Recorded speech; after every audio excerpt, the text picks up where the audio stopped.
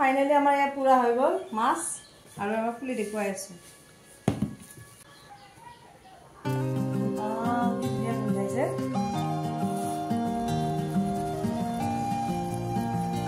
তেতিয়াহ'লে মই এই মাছখিনি কেনেকৈ বনালোঁ ভিডিঅ'টো আৰম্ভণি কৰোঁ আৰু এই দেখিছেনে মোৱা মাছ লৈছোঁ আজি পাতত দি খাবলৈ এইখিনি এতিয়া ভালদৰে বাছি লওঁ তাৰপিছত ধুম তাৰপিছত বনাম আৰু এই কলপাত ৰেডি কৰি থৈছোঁ এয়া কলপাত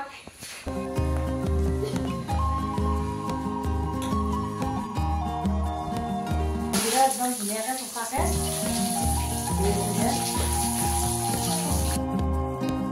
আৰু মই মাছ পাতত দিবৰ বাবে লৈছোঁ মান ধনিয়া পিঁয়াজ তাৰপিছত এই জলকীয়া দুটা লৈছোঁ নিমখ হালধি আৰু আদা নহৰু আৰু এতিয়া মই সকলোখিনি একেলগ কৰি পেলাই কলপাতত মেৰিয়াই যাওঁ আৰু এই মই মাছটো লৈ লৈছোঁ এতিয়া পাতত দিবৰ বাবে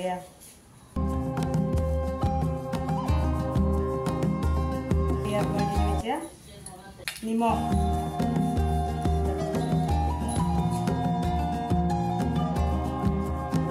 আৰু ইয়াত দিম মই এতিয়া তেল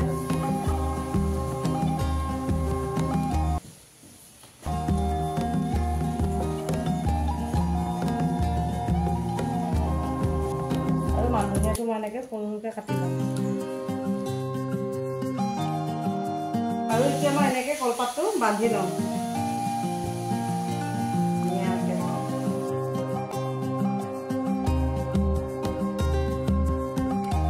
আৰু মোৰ এতিয়া ৰেডি হৈ গ'ল বান্ধি ল'লোঁ মাছখিনি ধুনীয়াকৈ আৰু এতিয়া মই জুইত দিম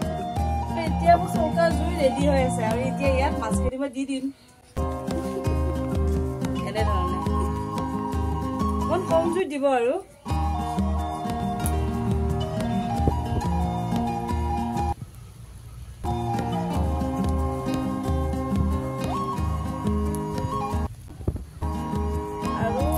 হৈয়ে যাব আৰু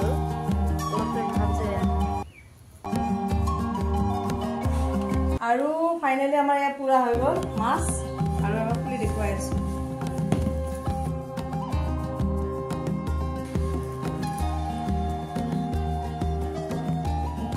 কি ধুনীয়া গোন্ধাইছে মান ধনিয়া পাত দিছোঁ যে আৰু গোন্ধটো বেছি ভাল হৈছে